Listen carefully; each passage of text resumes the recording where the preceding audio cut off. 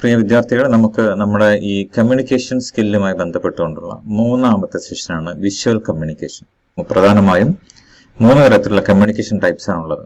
ഏതൊക്കെയാണത്? ഒന്ന് verbal communication, രണ്ടാമത്തെ non verbal communication, മൂന്നാമത്തത് വിഷ്വൽ കമ്മ്യൂണിക്കേഷൻ. വിഷ്വൽ കമ്മ്യൂണിക്കേഷനെ കുറിച്ചാണ് നമ്മൾ ഇന്ന് ചർച്ച ചെയ്യുന്നത്. വളരെ എളുപ്പമാണ്, വളരെ കുറഞ്ഞ കാര്യങ്ങൾ മാത്രമേ ഇതിൽ നമുക്ക് പ്രധാനമായും സംസാരിക്കാനുള്ളൂ. ഓക്കെ, നമുക്ക് അതിലേക്ക് വിഷ്വൽ കമ്മ്യൂണിക്കേഷനിലേക്ക് പോകാം. എന്താണ് വിഷ്വൽ കമ്മ്യൂണിക്കേഷൻ? നമുക്ക് ആദ്യമായി ചർച്ച ചെയ്യാം. അപ്പൊ എന്താണ് visual communication? Visual communication is the transmission of information and ideas using symbols and imagery. സിംബലുകളും ഇമേജുകളും പിക്ചറുകളും പോസ്റ്ററുകളും ഉപയോഗിച്ചുകൊണ്ട് ഉള്ള കമ്മ്യൂണിക്കേഷനാണ്, അല്ലെങ്കിൽ ഒരു സ്ഥലത്തു നിന്ന് മറ്റൊരു സ്ഥലത്തേക്കുള്ള കമ്മ്യൂണിക്കേഷനാണ്, അല്ലെങ്കിൽ ഒരാളിൽ നിന്ന് മറ്റൊരാളിലേക്കുള്ള കമ്മ്യൂണിക്കേഷനാണ് വിഷ്വൽ കമ്മ്യൂണിക്കേഷൻ എന്ന് പറയുന്നത്. ഓക്കെ, അപ്പോൾ ഇവിടെ എന്തൊക്കെയാണ് ഉപയോഗിക്കുന്നത്? Information and ideas using symbols and imagery. സിംബലുകൾ ഉപയോഗിക്കുന്നുണ്ട്, അതുപോലെ പിക്ചറുകൾ അല്ലെങ്കിൽ പോസ്റ്ററുകൾ, പോസ്റ്റർ ഡിസൈനുകൾ, അല്ലെങ്കിൽ എന്തെങ്കിലും ഇമേജുകൾ, ഫോട്ടോകൾ, ഇതെല്ലാം ഉപയോഗിച്ചുകൊണ്ടുള്ള കമ്മ്യൂണിക്കേഷൻ ആണെന്ന് പറയുന്നത്. അതിൽ വിഷ്വൽ കമ്മ്യൂണിക്കേഷൻ എന്ന് പറയുന്നത്. ഇതിൽ നമ്മൾ സംസാരമില്ല, നമ്മുടെ ആംഗ്യഭാഷ ഇല്ല, നമ്മുടെ ബോഡി ലാംഗ്വേജ് ഇല്ല, എന്ത് മാത്രമേ ഉള്ളൂ? സിംബലുകളും ഇമേജുകളും മാത്രമേ ഉള്ളൂ. അപ്പോൾ the method of which involves sending and understanding messages. അതായത് ഒരു മെസ്സേജ് സെൻഡ് ചെയ്യുന്നു, അത് മറ്റൊരാൾക്ക് കിട്ടുന്നു, അത് അയാൾ എന്ത് ചെയ്യുന്നത്? അണ്ടർസ്റ്റാൻഡ് ചെയ്യുന്ന messages only through images, graphics and pictures.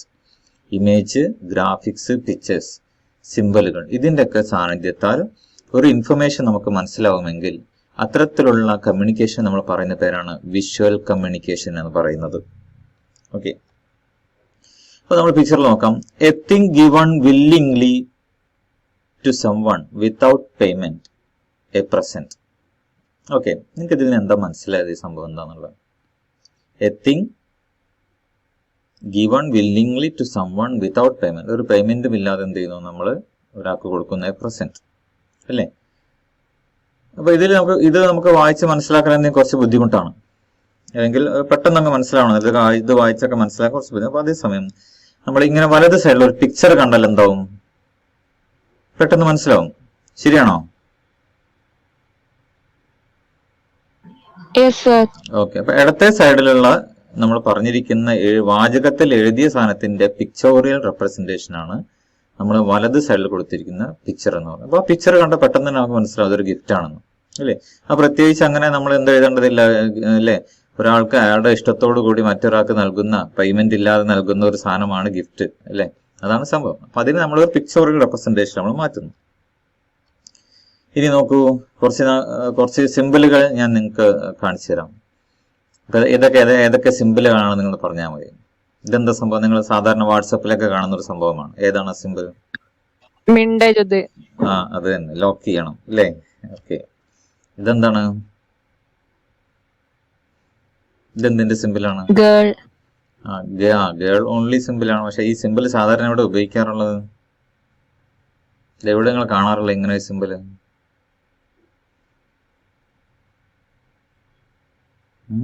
ഒന്ന് ആലോചിച്ച് നോക്കി, എവിടെ നിങ്ങൾ ഈ സിമ്പിൾ കാണാറുള്ളത്?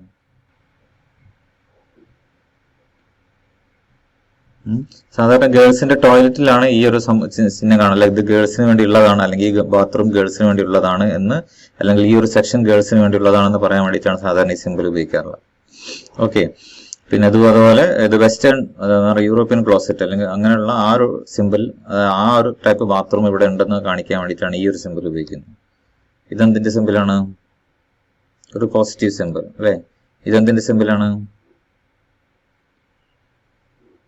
ഏറ്റവും അവസാനം കാണിച്ച ഒരു അമ്പയർ എന്തോ സംഭവം കാണിക്കുന്നുണ്ടല്ലോ. എന്താണ് ആ സിമ്പിൾ?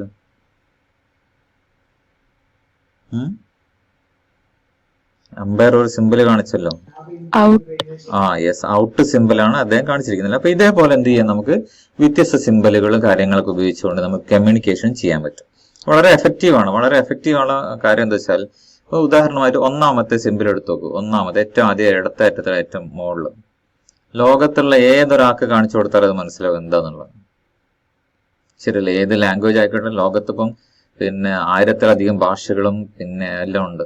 ഇതൊന്നും നമുക്ക് എന്ത് ചെയ്യണ്ട, ഈ ഒരൊറ്റ സാധനം കാണിച്ചു കൊടുത്താൽ മനസ്സിലാവും എന്ത്? മിണ്ടരുത്, ഓക്കെ? അല്ലെങ്കിൽ ലോക്ക് ചെയ്യണം. ഓക്കെ, അപ്പൊ ഇതാണ് സിമ്പിൾ കൊണ്ടുള്ള ഏറ്റവും വലിയ അഡ്വാൻറ്റേജ്. അതാണ്. അപ്പൊ നമുക്ക് പിന്നെ ഓക്കെ നോക്കാം. അപ്പൊ നമ്മൾ വിഷൻ എന്താണ്? Sight is an important element of visual communication. അപ്പൊ നമ്മുടെ കാഴ്ച അല്ലെങ്കിൽ കാണുക എന്നുള്ളതാണ് എന്ത് ഒരു വിഷ്വൽ കമ്മ്യൂണിക്കേഷനുള്ള ഏറ്റവും ഇമ്പോർട്ടന്റ് ആയിട്ടുള്ള കാര്യം. Sight is an important element of visual communication. പിന്നെ ഇതിന്റെ ഒക്കെ പ്രധാനപ്പെട്ട ഗുണങ്ങൾ എന്തൊക്കെയാണ്? ഈ വിഷ്വൽ കമ്മ്യൂണിക്കേഷൻ ഏറ്റവും വലിയ പ്രത്യേകത പെട്ടെന്ന് മനസ്സിലാവുന്നതാണ് അല്ലെ. ഒരുപാട് എന്ത് ചെയ്യേണ്ട, എക്സ്പ്ലെയിൻ ചെയ്യാതെ തന്നെ കാര്യങ്ങൾ മനസ്സിലാവും. അപ്പൊ അതുകൊണ്ട് തന്നെ നമുക്ക് എന്ത് പറയാം, ഇറ്റ് സേവ്സ് ടൈം. ശരിയല്ലേ? നിങ്ങൾ നേരത്തെ ആ ഒരു സിമ്പിൾ കണ്ടു, ഇപ്പൊ നമ്മൾ ഒരുപാട് സിമ്പിൾ കണ്ടു. ഈ എല്ലാ സിമ്പിളും കൂടി പറഞ്ഞു ഒപ്പിക്കുകയാണെങ്കിൽ കുറെ സമയം എടുക്കും. അതേസമയം പെട്ടെന്ന് ആ ഓരോ സിമ്പിളുകളും പെട്ടെന്ന് കണ്ടാൽ എന്ത് ചെയ്യാം, നമുക്കത് മനസ്സിലാവും. അതുകൊണ്ട് വളരെ പെട്ടെന്ന് തന്നെ മനസ്സിലാവുന്നുള്ള നമുക്ക് എന്ത് പറയാം, അതിന്റെ ഏറ്റവും വലിയൊരു ഇമ്പോർട്ടന്റ് അല്ലെങ്കിൽ വിഷ്വൽ കമ്മ്യൂണിക്കേഷന്റെ അഡ്വാൻറ്റേജ് നമുക്ക് പറയാൻ പറ്റുന്നതാണ് ഇറ്റ് സേവ്സ് ടൈം. അത് സമയം ലാഭിക്കുന്നു. അതാണ് പറയുന്നത്. ഇത് ചിലപ്പോൾ ചോദിക്കാം, what are the importance of visual communication? Visual കമ്മ്യൂണിക്കേഷന്റെ അഡ്വാൻറ്റേജസ് എന്തൊക്കെയാണ്, അല്ലെങ്കിൽ വിഷ്വൽ കമ്മ്യൂണിക്കേഷന്റെ ഇമ്പോർട്ടൻസ് എന്തൊക്കെയാണെന്നുള്ളത്. അപ്പോൾ നമുക്കൊന്ന് പറയാം, ഇറ്റ് സേവ്സ് ടൈംസ്. രണ്ടാമത്തെ എന്താണ്? ഇത് എന്തിന്റെ സിമ്പിളാണ്? യെസ്, ഫോൺ ഉപയോഗിക്കാൻ പാടില്ല എന്നുള്ളതാണ് ഇവിടെ കാണിച്ചിരിക്കുന്നത് അല്ലെ. അപ്പൊ ഇത് സിമ്പിൾ ആണ്, ഇത് കാര്യം പെട്ടെന്ന് തന്നെ മനസ്സിലാവും അല്ലെ. നമ്മൾ ഒരുപാട് എഴുതി തീർക്കേണ്ട കാര്യങ്ങളൊന്നുമില്ല. ഫോൺ ഉപയോഗിക്കാൻ പാടില്ല, അത് തന്നെ. ഓക്കെ, ഇതെന്തിനു സിമ്പിളാണ്? ആലോചിച്ച് ചെയ്ത് നമ്മൾ പല സ്ഥലത്ത് കാണുന്ന ഒരു സിമ്പിളാണ്. നിങ്ങൾ റോഡിന്റെ മുകളിൽ കൂടെ ഒക്കെ പോകുമ്പോൾ ഇതേപോലുള്ള ട്രാഫിക് സൈനുകളൊക്കെ നോക്കണം. ഇത് എന്തിന്റെ സിമ്പിളാ നോക്കിയേ? റോഡ് ക്രോസ് ചെയ്യുന്നതല്ല സംഭവം. ഇത് യഥാർത്ഥത്തിൽ ഒരു സ്കൂള് നിയർ ബൈ ഉണ്ട് എന്നുള്ളതിന് അർത്ഥമാണ് അല്ലെ. കുട്ടികൾ നിയർ ബൈ, അല്ലെങ്കിൽ ചെറിയ സ്കൂളുകൾ, വലിയ കോളേജുകളൊക്കെ, സ്കൂളുകളൊക്കെ അടുത്തുണ്ട് എന്നുള്ള കാണിക്കുന്ന സിമ്പിളാണ്. Okay, it will be very clear. അതായിരിക്കും വളരെ ക്ലിയർ ആയിട്ട് കാര്യങ്ങൾ മനസ്സിലാവും. അത് ഇതേപോലെ ചെറിയ സിമ്പിളുകളൊക്കെ നമുക്ക് അറിയണം അല്ലെ. അപ്പൊ അത് ഇമ്പോർട്ടൻസ് ആണ്. പിന്നെന്താണ് അതിന്റെ മറ്റൊരു importance? It is easy to memorise. ഒരു തവണ നമ്മൾ ഒരു പിക്ചർ നമ്മൾ മനസ്സിലാക്കി കഴിഞ്ഞാൽ പിന്നെ നമ്മുടെ മെമ്മറിയിൽ അത് ഉണ്ടാവും അല്ലെ. ഇപ്പൊ ഏതൊരു ഫോണിന്റെ കാര്യമാണെങ്കിലും, അല്ലെങ്കിൽ പിന്നെ നമ്മൾ നേരത്തെ പറഞ്ഞിരിക്കുന്ന പലതരം സിമ്പിള്, പലതരം ഇമോജികൾ, നമ്മൾ വാട്സപ്പിലൊക്കെ സ്ഥിരമായി ഉപയോഗിക്കുന്നതാണ് ഇമോജികൾ. സ്മൈലി സിമ്പിളുകൾ, ദുഃഖത്തിന്റെ സിമ്പിളുകൾ, സന്തോഷം കൊണ്ട് തുള്ളിച്ചാടുന്ന സിമ്പിളുകൾ, ചിരിക്കുന്ന സിമ്പിളുകൾ അല്ലെ. ഇപ്പൊ ചിരിക്കുന്നതിനെ പലതരത്തിൽ ചിരിക്കാൻ പറ്റും അല്ലെ. അപ്പൊ അതിനൊക്കെ സിമ്പിളുകൾ നമുക്ക്, അപ്പൊ അതൊക്കെ എന്ത് ചെയ്യാം, നമുക്ക് ഉപയോഗിച്ചിട്ട് നമുക്ക് കമ്മ്യൂണിക്കേറ്റ് ചെയ്യാവുന്നതാണ്. ഇനി എന്താണ്, അത് മാത്രമല്ല ഇതെന്ന് വളരെ പോപ്പുലർ ആണ്. ഏത് ഈ വിഷ്വൽ കമ്മ്യൂണിക്കേഷൻ ഇതേപോലുള്ള സിമ്പിളുകളും പിക്ചറുകളും ഉപയോഗിക്കാൻ പോപ്പുലർ ആണെന്ന് മാത്രമല്ല, ലോകത്തെല്ലായിടത്തും ഈ ഒരു, നമ്മൾ വാട്സപ്പ് ആണെന്നുണ്ടെങ്കിൽ ലോകത്തെല്ലായിടത്തും ഒരേ വാട്സപ്പ് സാധനങ്ങൾ തന്നെയാണ് ഉപയോഗിക്കുന്നത്. ഒരേ ഇമോജി സിമ്പിളുകൾ തന്നെയാണ് ഉപയോഗിക്കുന്നത്. അപ്പൊ എല്ലാവർക്കും എന്താണ്, ഒരേ തരത്തിലുള്ള കമ്മ്യൂണിക്കേഷൻ അല്ലെങ്കിൽ ഒരേ തരത്തിലുള്ള വിഷ്വൽ കമ്മ്യൂണിക്കേഷൻ എന്ത് ചെയ്യാൻ പറ്റും, അതിൽ ഉപയോഗിക്കാൻ പറ്റും എന്നുള്ളതാണ് അതിന്റെ ഒരു പ്രത്യേകത.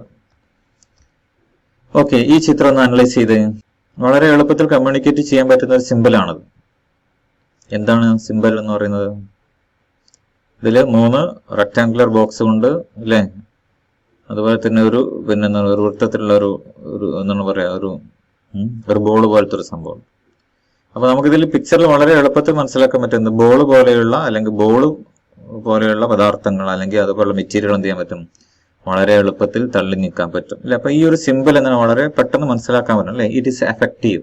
വളരെ എഫക്റ്റീവ് ആയിട്ട് പെട്ടെന്ന് തന്നെ നമുക്ക് മനസ്സിലാകാൻ പറ്റുന്നതാണ് സിംബോളിക് റെപ്രസെന്റേഷൻ എന്നിപ്പോ നമ്മൾ പറയുന്നത്. ഓക്കെ, ഇതെന്താണ്, ഈ സിമ്പിൾ എന്തിനാ സൂചിപ്പിക്കുന്നത്? വെള്ളം പാഴാക്കരുത് അല്ലെ, അല്ലെങ്കിൽ കൂടുതൽ വെള്ളം ഉപയോഗിക്കരുത്, അല്ലെങ്കിൽ വെള്ളം പിന്നെ എന്താ പറയുക, നിലത്ത് ഒരുപാട് ഒഴിച്ചു കളയരുത്. അതാണ് ഈ അങ്ങനെ ഉപയോഗിക്കാനുള്ള കാരണം. It is easy to understand. വളരെ എളുപ്പത്തിൽ നമുക്ക് എന്ത് ചെയ്യാൻ പറ്റും, മനസ്സിലാക്കാൻ പറ്റുന്നുള്ളതാണ് വിഷ്വൽ കമ്മ്യൂണിക്കേഷന്റെ മറ്റൊരു പ്രത്യേകത. ഇതിൽ ഒരുപാട് ഇമോജികൾ ഉണ്ട് അല്ലെ, നമുക്കറിയാൻ പറ്റുന്ന, നമ്മൾ സാധാരണ വാട്സപ്പിൽ കാണുന്ന ഒരുപാട് സിമ്പിളുകൾ, പിന്നെ അല്ലെ പല പല സിമ്പിളുകൾ. ഇതൊക്കെ തന്നെ സാധാരണ നമ്മൾ വേൾഡ് വൈഡ് ആയിട്ട് ലോകത്തുള്ള എല്ലാ മനുഷ്യരും ഉപയോഗിക്കുന്ന പലതരം സിമ്പിളുകളാണ്. ദുഃഖമുണ്ട്, അതോടൊപ്പം തന്നെ എന്തുണ്ട്, നമ്മൾ ചിരിച്ചുകൊണ്ട് ചില സമയത്ത് ചിരിക്കുമ്പോൾ കണ്ണെന്ന് വെള്ളം വരും, ആ തരത്തിലുള്ള അല്ലെ, ആ തരത്തിൽ മനസ്സറിഞ്ഞുകൊണ്ടുള്ള ചിരി. പിന്നെ ദുഃഖം, വളരെ വളരെ ദുഃഖം അല്ലെ, അങ്ങനെ ചൂടാവുന്ന സീനുകൾ. അതുപോലെ തന്നെ പിന്നെ പോസിറ്റീവ് റെസ്പോൺസ്, നെഗറ്റീവ് റെസ്പോൺസ്, അടിപൊളി പറയുന്നത്, ഒരു ഇടി തരുന്നത് അല്ലെ, അങ്ങനെയുള്ള ഡിഫറെന്റ് അതുപോലെ സ്നേഹത്തിന്റെ സിമ്പിളുകൾ. ഇങ്ങനെയുള്ള പലതരത്തിലുള്ള സിമ്പിളുകളും ഇമോജികളും നമ്മൾ സാധാരണ ഉപയോഗിക്കാറുണ്ട്. Examples of visual communications. അപ്പൊ ഇത് നമ്മൾ കൈ കഴുകുന്ന ഒരു സിമ്പിളാണ് അല്ലെ. ഇപ്പൊ നമുക്ക് ഒരു 5 മിനിറ്റിന്റെ വീഡിയോ എന്ത് ചെയ്യാൻ പറ്റും, ഈ ഒരൊറ്റ ഇമേജ് കൊണ്ട് നമുക്ക് ഉണ്ടാക്കാൻ പറ്റും അല്ലെങ്കിൽ 5 മിനിറ്റിന്റെ ഒരു കാര്യങ്ങൾ നമ്മൾ ഈ ഒരു ചെറിയ റെപ്രസെന്റേഷനിലൂടെ പറയാൻ പറ്റും. അപ്പോൾ സ്റ്റെപ്പ് 1 എന്താണ്? ഒരു കൈ കഴുകുമ്പോൾ നമ്മൾ ശ്രദ്ധിക്കേണ്ട കാര്യം, പ്രത്യേകിച്ച് ഈ കോവിഡ് കാലത്ത് എങ്ങനെയാണ് കൈ കഴുകേണ്ടത്. Step 2, step 3, step 4, step 5, step 6, step 7 അല്ലേ? ഇത് വളരെ എളുപ്പത്തിൽ മനസ്സിലാക്കാൻ പറ്റുന്നതാണ് ഈ ഒരു വിഷ്വൽ കമ്മ്യൂണിക്കേഷന്റെ അല്ലെങ്കിൽ ഇങ്ങനെയുള്ള സിംബോളിക് റെപ്രസെന്റേഷന്റെ പ്രത്യേകത എന്ന് നമ്മൾ പറയുന്നത്. ഇത് നോക്കിയേ, ഈ പിക്ചർ നോക്കിയേ, പെട്ടെന്ന് മനസ്സിലാവുന്നില്ല ഏതാണ് ശരി ഏതാണ് തെറ്റെന്നുള്ള പെട്ടെന്ന് മനസ്സിലാവും, ശരിയല്ലേ? യെസ്. അപ്പൊ ഇതൊക്കെയാണ് എന്താ പറയുക വിഷ്വൽ കമ്മ്യൂണിക്കേഷന്റെ ഏറ്റവും ഇമ്പോർട്ടന്റ് ആയിട്ടുള്ള കാര്യങ്ങൾ നമ്മൾ പറയുന്നത്. ഇതെന്താണ്? ഒരു സിഗ്നൽ, ഒരു ട്രാഫിക് സിഗ്നൽ ആണ്. ഇപ്പൊ റെഡ് എന്ന് പറഞ്ഞാൽ ലോകത്തെ എല്ലായിടത്തും റെഡ് എന്താണ്? സ്റ്റോപ്പ്. Yes, stop. യെല്ലോ പറഞ്ഞാൽ എന്താ? സ്ലോ. വെയിറ്റ്. യെല്ലോ പറഞ്ഞാൽ സ്ലോ എന്ന് പറയാം, അല്ലെങ്കിൽ അങ്ങോട്ടും ഇങ്ങോട്ടും നോക്കിയിട്ട് മുന്നോട്ട് പോകാന്നുള്ളതാണ് നമ്മൾ ഉദ്ദേശിക്കുന്നത്. ഗ്രീൻ എന്ന് പറഞ്ഞാലോ? തീർച്ചയായും മുന്നോട്ട് പോകാം അല്ലെ? അങ്ങോട്ടും ഇങ്ങോട്ടും നോക്കേണ്ട ആവശ്യമില്ല, തീർച്ചയായും നമുക്ക് മുന്നോട്ട് പോകാം. ഈ തരത്തിലുള്ള സിമ്പലുകൾ ലോകത്ത് എല്ലായിടത്തും നമ്മൾ ഉപയോഗിക്കുന്നുണ്ട്. അതുകൊണ്ട് തന്നെ പിന്നെ വ്യത്യസ്ത ഇപ്പൊ നമ്മളൊരു ബിസിനസ് എന്നൊക്കെ പറയുമ്പോൾ ലോകത്തെല്ലായിടത്തും പിന്നെ ബിസിനസ് ശൃംഖലകളുള്ള ആളുകളൊക്കെ തന്നെ അധികം ഈ തരത്തിലുള്ള സിംബോളിക് റെപ്രസെന്റേഷൻ ഒരുപാട് ഉപയോഗിക്കാറുണ്ട്. കാരണം നമുക്ക് ജപ്പാനിലെ ഒരാളായിട്ട് ഇന്ററാക്ഷൻ ചെയ്യേണ്ടി വരും, അല്ലെങ്കിൽ ചൈനയിലെ ഒരാളായിട്ട് ഇന്ററാക്ട് ചെയ്യേണ്ടി വരും, അല്ലെങ്കിൽ ജർമ്മനിയിലെ ഒരാൾ. ഇപ്പൊ എല്ലാവർക്കും ഇംഗ്ലീഷ് ലാംഗ്വേജ് അറിഞ്ഞുകൊള്ളണമെന്നില്ല. അപ്പൊ അതുകൊണ്ട് തന്നെ നമ്മുടെ ഓഫീസുകളിലും അതായത് വിദേശ രാജ്യങ്ങളിൽ നിന്നുള്ള ആളുകളൊക്കെ വരുന്ന ഓഫീസുകളിലും കാര്യങ്ങളൊക്കെ തന്നെ ഒരുപാട് സിംബലുകളാണ് എന്ത് ചെയ്യാറ് അധികം ഉപയോഗിക്കാറുള്ളത്. അപ്പൊ നമ്മുടെ സ്കൂളൊക്കെ നോക്കിക്കഴിഞ്ഞാൽ നമ്മളവിടെ ടോയ്ലറ്റ് ഫോർ ഗേൾസ് എന്നൊക്കെ എഴുതിച്ചിടണം. പക്ഷെ ടോയ്ലറ്റ് ഫോർ ഗേൾസ് എന്നുള്ളത് എഴുതി വെച്ചിട്ട് കാര്യമില്ല, അത് പെട്ടെന്ന് ഒരാൾക്ക് ഇംഗ്ലീഷ് അറിയാത്തവരൊക്കെ മനസ്സിലാവണമെന്നില്ല.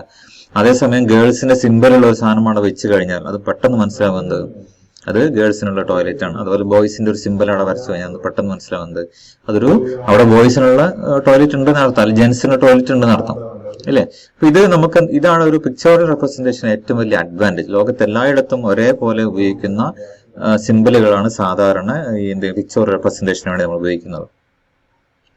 അതുപോലെ തന്നെ ട്രാഫിക് സിഗ്നലുകൾ അല്ലേ? പലരും ഇനിയിപ്പോ 17-18 വയസ്സ് കഴിഞ്ഞ് എന്ത് ചെയ്യും, നമ്മള് കാർ ഡ്രൈവിംഗ് അല്ലെങ്കിൽ ബൈക്ക് ഡ്രൈവിംഗ് ലൈസൻസ് ഒക്കെ എടുക്കുമ്പോൾ ആ സമയത്ത് എന്ത് ചെയ്യും, നമ്മൾ ഒരുപാട് തരത്തിലുള്ള ട്രാഫിക് സിംബലുകളൊക്കെ നമ്മൾ പഠിക്കും. ഓക്കെ, ഇതൊക്കെ അതിന് ഏറ്റവും ഇമ്പോർട്ടന്റ്. ഇതൊന്നും തന്നെ എന്താ എഴുതി പഠിപ്പിച്ച് വിൽക്കേണ്ട കാര്യങ്ങളൊന്നുമില്ല. ഇപ്പൊ ഇതില് ഒന്നാമത്തെ നോക്കിയാൽ ഇപ്പൊ ഇതില് രണ്ടാമത്തെ ഒരു സിംബൽ ഉണ്ട് അല്ലെ? ഒന്നാമത്തെ സിംബൽ എന്നാ ഒരു റൗണ്ട് അബൌട്ട് ആണ്. രണ്ടാമത്തെ സിംബലുകൾ എന്താണ്? ഒരു ഇടുങ്ങിയ പാലത്തെ സൂചിപ്പിക്കുന്നതാണ് അല്ലെ? ഒരു ഇടുങ്ങിയ പാലത്തെ സൂചിപ്പിക്കുന്നതാണ്.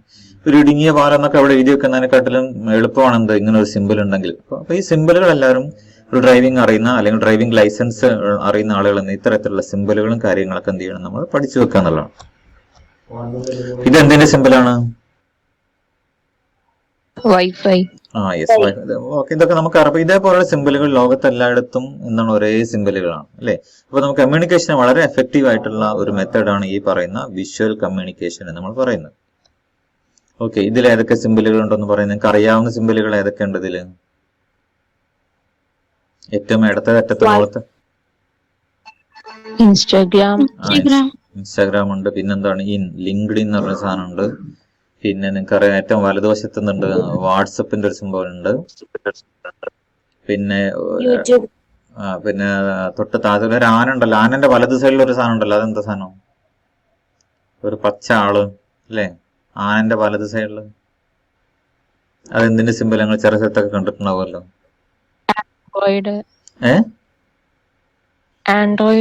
യെസ്, ആൻഡ്രോയിഡിന്റെ സിംബലാണ് അല്ലെ? അതായത് പിന്നെ നമ്മുടെ മൊബൈലിലൊക്കെ ഉപയോഗിക്കുന്ന ഒരു പ്ലാറ്റ്ഫോം ആണ് അല്ലെങ്കിൽ ഒരു ഓപ്പറേറ്റിംഗ് സിസ്റ്റം ആണ് ആൻഡ്രോയിഡ് എന്ന് പറഞ്ഞ സിംബലാണ്. തൊട്ടടുത്ത് വലത് കാണുന്ന ഒരു കിളിയുടെ ചിത്രം ഇതിന്റെയാണ്. ട്വിറ്റർ ഉണ്ട്. പിന്നെ ടംബ്ലർ എന്ന് പറഞ്ഞ വേറെ ഒന്ന് രണ്ട് സാധനങ്ങൾ കാണുന്നുണ്ട്.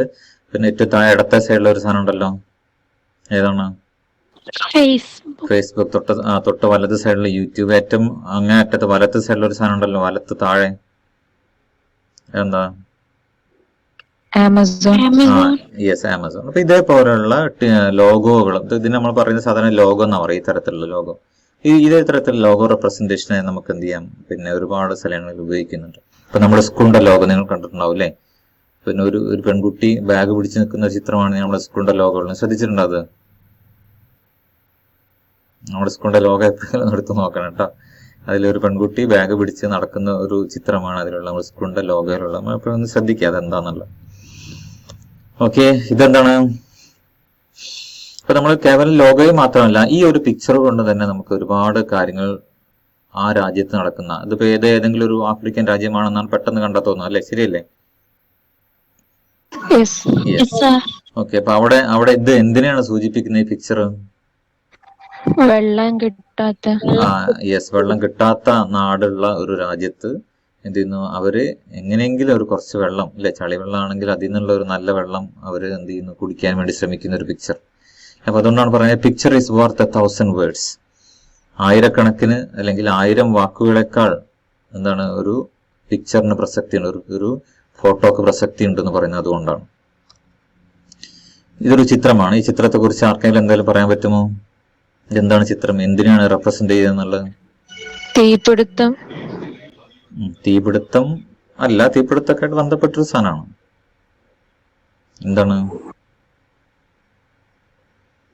കുട്ടികളെ കൊല്ലാൻ. ഈ ഒരു യുദ്ധത്തിന്റെ അന്തരീക്ഷമാണ്, അല്ലെ? അത് യുദ്ധത്തിന്റെ അന്തരീക്ഷമാണ്. കുട്ടികൾ എന്ത് നിലവിളിച്ചുകൊണ്ടിരിക്കുകയാണ്. ഇത് അമേരിക്ക വിയറ്റ്നാമിൽ നാപ്പാം ബോംബ് എന്ന് പറയുന്ന ബോംബ് വർഷിച്ചപ്പോൾ അവിടുത്തെ പാവപ്പെട്ട കുട്ടികളും പിന്നെ അതുപോലുള്ള ആളുകളൊക്കെ എന്ത് ചെയ്തു, ഒരുപാട്, അല്ലെ, 1000 ആളുകൾ കൊല്ലപ്പെട്ട ഒരു യുദ്ധമാണ് ഈ പിന്നെ വിയറ്റ്നാം യുദ്ധം എന്ന് പറയുന്നത്. അപ്പൊ അവിടെ ഒരു നാപ്പാം ബോംബ് എന്ന് പറയുന്ന ബോംബ് വർഷിച്ചപ്പോൾ അവിടുത്തെ കുട്ടികളൊക്കെ അലമുറയിട്ട് ഓടുന്ന ഒരു സീനാണ് ഈ പറയുന്ന പിക്ചർ എന്ന് പറയുന്നത്. ഇതിന് പുലിസ്റ്റർ അവാർഡ്, അന്നത്തെ പുലിസ്റ്റർ അവാർഡ് കരസ്ഥമാക്കിയ ഒരു പിക്ചർ കൂടിയാണ്. അപ്പൊ ഇതൊരു യുദ്ധരംഗത്തെ യുദ്ധരംഗത്തെ തീഷ്ണതയെ നമ്മെ കാണിക്കുന്ന ഒരു പിക്ചറാണ് ഈ പിക്ചർ എന്ന് പറയുന്നത്. ഓക്കെ, അപ്പൊ ഇതൊക്കെയാണ് എന്ത് പറയുന്നത് നമ്മുടെ വിഷ്വൽ കമ്മ്യൂണിക്കേഷന്റെ ഏറ്റവും ഇമ്പോർട്ടന്റ് ആയിട്ടുള്ള കാര്യങ്ങൾ, അല്ലെങ്കിൽ വിഷ്വൽ കമ്മ്യൂണിക്കേഷന്റെ പ്രസക്തി എന്ന് പറയുന്നത്. നമ്മൾ കേവലം ഇമോജികളോ സിംബലുകളോ മാത്രമല്ല, ഇതേപോലെ നല്ല നല്ല പിക്ചറുകളും എന്താണ് ഒരു കമ്മ്യൂണിക്കേറ്റ് ചെയ്യുന്നുണ്ട്, അല്ലെ? ഒരു യുദ്ധത്തെ ഇത് അനുസ്മരിപ്പിക്കുന്നുണ്ട്. ഒരു യുദ്ധത്തിന്റെ തീഷ്ണതയെ ഇത് എന്ത് ചെയ്യുന്നുണ്ട്, ഇത് നമ്മുടെ മുന്നിൽ കാണിക്കുന്നുണ്ട്. അപ്പം ഇത്രയും കാര്യങ്ങളാണ് ഒരു വിഷ്വൽ കമ്മ്യൂണിക്കേഷനായിട്ട് നമുക്ക് ബന്ധപ്പെട്ടുകൊണ്ട് പറയാനുള്ളത്.